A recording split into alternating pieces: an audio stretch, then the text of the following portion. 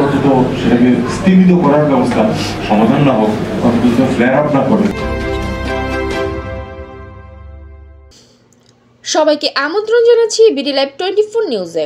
রোববার প্রেস ক্লাবে SAARC journalist forum Bangladesh chapter আয়োজিত এক সেমিনারে অন্তর্বর্তীকালীন সরকারের পররাষ্ট্র বিষয়ক উপদেষ্টা প্রধান অতিথি হিসেবে উপস্থিত ছিলেন মোহাম্মদ তৌহিদ হোসেন।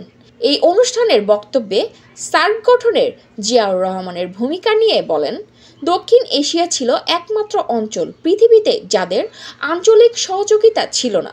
জিয়াউর রহমানের প্রশংসায় পঞ্চমুখ পররাষ্ট্র উপদেষ্টা আরও বলেন, সার্ক বিষয়ক বিভিন্ন আলোচনা করার জন্য বেশ কয়েকটি শীর্ষক সম্মেলন এবং বৈঠক করেছেন। উল্লেখ্য, সার্কের প্রতিষ্ঠাতা সদস্য সমূহ হল বাংলাদেশ, ভারত, পাকিস্তান, শ্রীলঙ্কা, নেপাল, মালদ্বীপ, ভুটান এবং 2007 সালে আফগানিস্তান সার্কের সদস্য পদ পান। ফোরামের প্রেসিডেন্ট নাসির আল মামুনের সভাপতিত্বে সেমিনারে আরও উপস্থিত ছিলেন দ্য নিউজ নেশন পত্রিকার সাবেক সম্পাদক মোস্তফা কামাল মজুমদার, এবিসিসিআই এর সাবেক প্রেসিডেন্ট আব্দুল আওয়াল মিন্টু, ফোরামের সেক্রেটারি জেনারেল আব্দুল রহমান, মোহাম্মদ মুস্তফা খান, কার্যনির্বাহী সদস্য দৈনিক ইত্তেফাক, জাতীয় প্রেস ক্লাবের সাধারণ সম্পাদক আইয়ুব ভুইয়া প্রমুখ। আমাদের এই অঞ্চলে যেটা বলছেন যে সবচেয়ে বেশি গরিব সেটা পাওয়ার কোনো কারণ নেই। যদি কোনো সাথে সহযোগিতা করি সঠিক পদক্ষেপ অবশ্যই দূর করা যাবে। আমরা জানি তিনটা জিরোর কোনো যেটা হয় সবচেয়ে গুরুত্ব হচ্ছে দারিদ্র।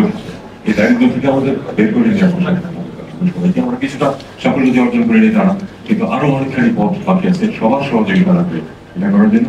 আমি মনে করি যে স্যার এখনো খুবই রিল্যাক্স, যদিও 10 বছর এটা তেমন কোনো অ্যাক্টিভিটি করতে পারেনি।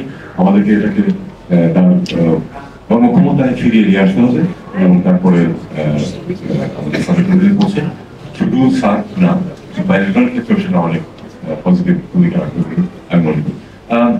Just a few words before I finish. Our friends from the neighboring countries.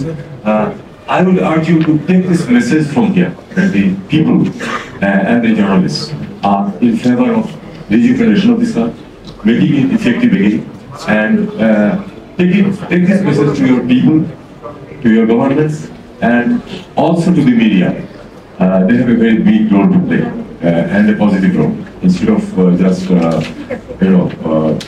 lionizing small incidents into a crisis situation in Bangladesh, which it is not, they should make some contribution in the positive areas for people-to-people contact, better environment between the countries, and rejuvenation.